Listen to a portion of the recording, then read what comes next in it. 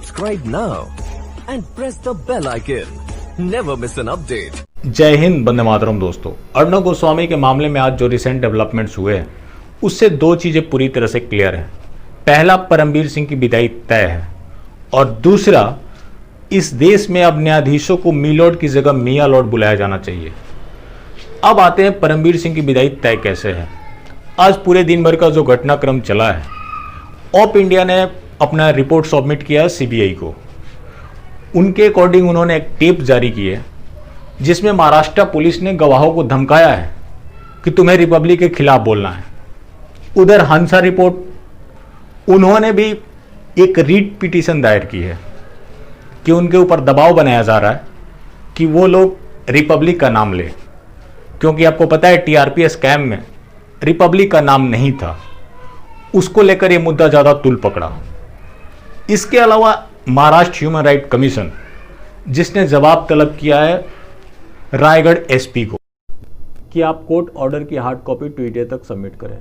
जब अर्णव गोस्वामी की पेशी हुई तो मुंबई पुलिस ने पुलिस कस्टडी की मांग की थी, जिसे कोर्ट ने खारिज कर दिया।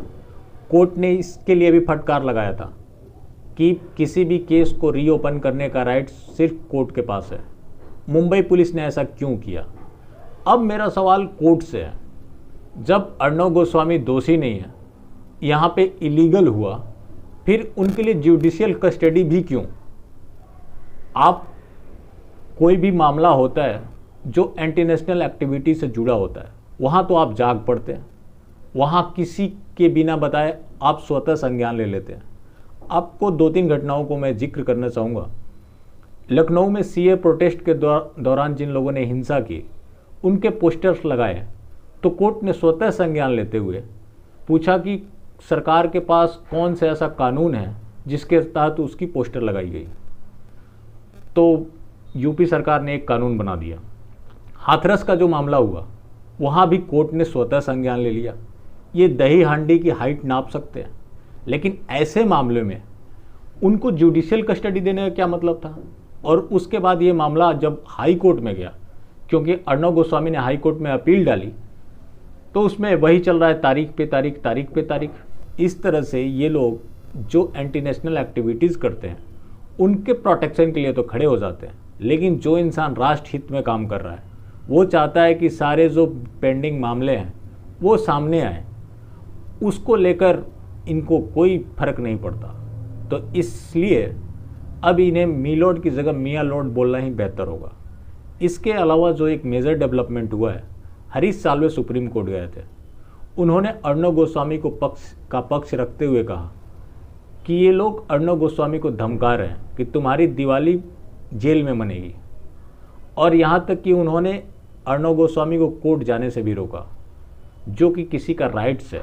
आर्टिकल 32 ये हर सिटीजन को अलाउ करता है कि वो कोर्ट जा सकता है, और उन्होंने महाराष्ट्र सरकार की फटकार लगाई है और फर्दर अर्णव गोस्वामी की गिरफ्तारी नहीं होगी।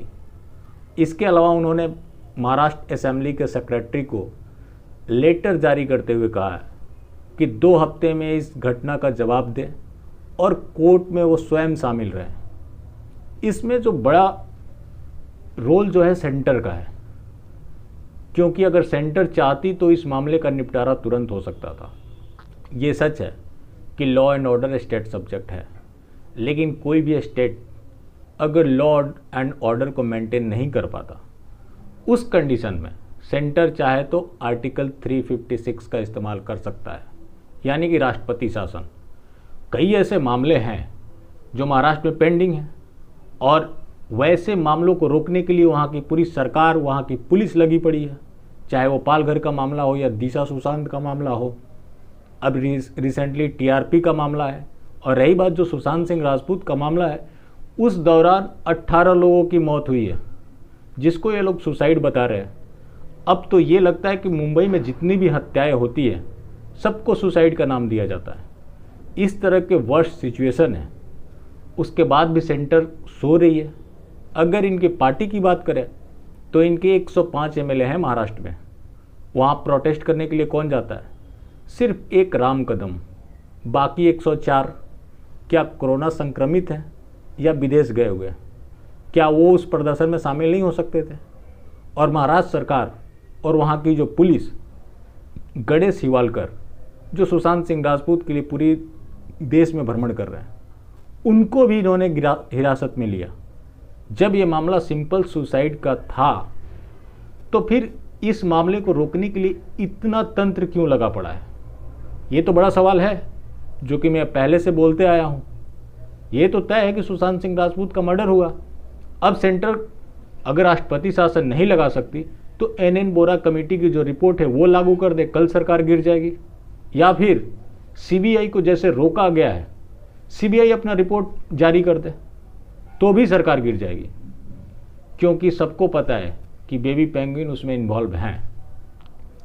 बाकी फिर मिलते हैं, कल अर्णव गोस्वामी की सुनवाई भी होनी है, देखते हैं कल क्या होता है। बाकी अगर आपको पसंद आई हो तो सब्सक्राइब करें और ज़्यादा से ज़्यादा लोगों तक शेयर करें। जय हिंद।